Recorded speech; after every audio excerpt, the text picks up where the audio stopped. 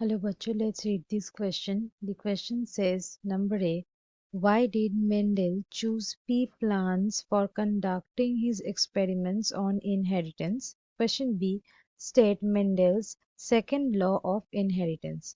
So पहला जो question है उसमें पूछा गया है कि साइंटिस्ट मेंडल ने इनहेरिटेंस के ऊपर अपना एक्सपेरिमेंट करने के लिए ये पी प्लांट्स को ही क्यों चूज किए थे। और स्टेटमेंट बी में मेंडल्स का जो सेकेंड लॉ है, इनहेरिटेंस का जो सेकेंड लॉ है वो क्या है, उसके ऊपर डिस्कस करने के लिए कहा गया है। So let's start the discussion. जान लेते हैं इस क्वेश्चन का की कंसेप्ट। पहला जो क्वेश्चन है उसमें आते हैं, यहाँ पे पी प्लांट्स को चूज करने का कुछ रीजंस पूछा गया है। So scientist Gregor Johan Mendel, scientist Gregor Johan Mendel inheritance के ऊपर कुछ एक्सपेरिमेंट्स किए थे। इनहेरिटेंस के ऊपर एक्सपेरिमेंट किए थे और सारे दुनिया के सामने ये जो इनहेरिटेंस है इसको इंट्रोड्यूस किए थे। सो ये इनहेरिटेंस क्या है? बेसिकली ये इनहेरिटेंस एक फेनोमेना है जहाँ पे क्या होता है कि जो ऑफस्प्रिंग्स है, ये ऑफस्प्रिंग्स कुछ जेनेटिक इंफॉर्मेशन को रिसीव कर सकता है। क्या रिसीव कर सकता है? Genetic information. और ये कहाँ से ये इंफॉर्मेशन को रिसीव करेगा? अपना पेरेंट्स से। सो ये पेरेंट्स से जेनेटिक इंफॉर्मेशन ऑफस्प्रिंग्स में ये ट्रांसफर हो जाते हैं। यही जो फेनोमेना है इसको कहा जाता है इनहेरिटेंस।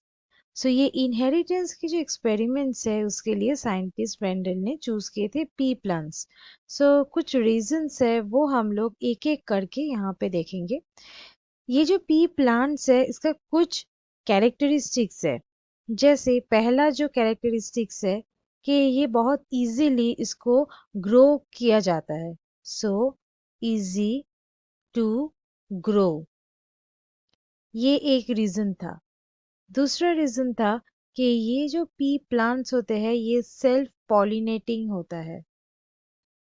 ये पी प्लांट्स होते हैं सेल्फ पॉलिनेटिंग। इस वजह से सेल्फ पॉलिनेशन या क्रॉस पॉलिनेशन, ये दो टाइप का पॉलिनेशन प्रोसेस यहाँ पे करना बहुत इजी था। नेक्स्ट आते हैं नंबर 3 में। ये पी प्लांट्स का जो लाइफ स्पैन होते हैं,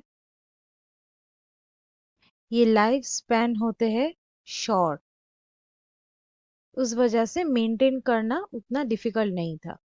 नेक्स्ट आते हैं नंबर 4 में। ये जो प्लांट्स होते हैं इसका जो डिजीज रेजिस्टेंस जो कैपेसिटी है वो बहुत ही एक्सीलेंट है। सो डिजीज रेजिस्टेंस कैपेसिटी ये बहुत ही बढ़िया है।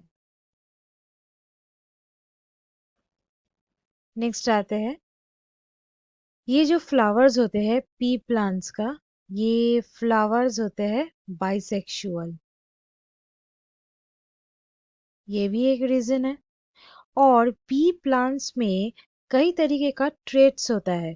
सो ये जो पी प्लांट्स है उसमें डाइवर्सिफाइड ट्रेट्स नजर आते हैं। डाइवर्स ट्रेट्स जिसको क्या कर सकते हैं, ये इजीली रिकॉग्नाइज कर सकते हैं और उसको अच्छी तरीके से स्टडी कर सकते थे। इसीलिए मेंडल्स ने ये पी प्लांट्स को चूज किए थे अपने एक्सपेरिमेंट के लिए। नेक्स्ट आते हैं नंबर बी में। यहाँ पे बोला गया है कि मेंडल का जो सेकेंड लॉ ऑफ इनहेरिटेंस है उसको एक्सप्लेन करने के लिए। सो ये जो सेकेंड लॉ ऑफ इनहेरिटेंस है उसको कहा जाता है मेंडल्स लॉ ऑफ सेग्रीगेशन।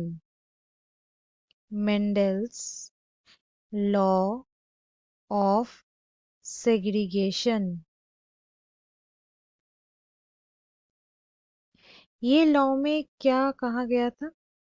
ये लॉ में बेसिकली ये बताया गया था कि जब दो ट्रेट्स एक साथ आ रहा है एक हाइब्रिड पेयर में वो दो कैरेक्टर्स कभी भी एक दूसरे के साथ मिक्स नहीं होता है, ये एक दूसरे से इंडिपेंडेंट रहता है।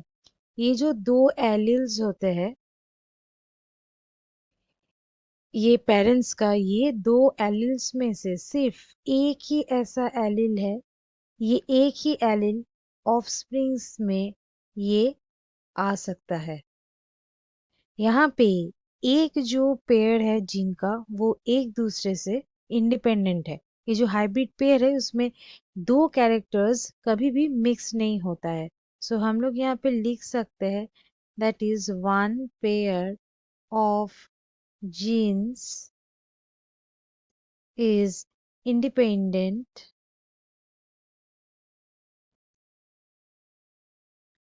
of another pair।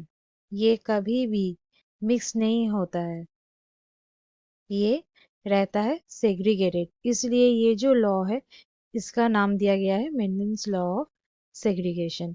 So students, hope you understood it well. Best of luck.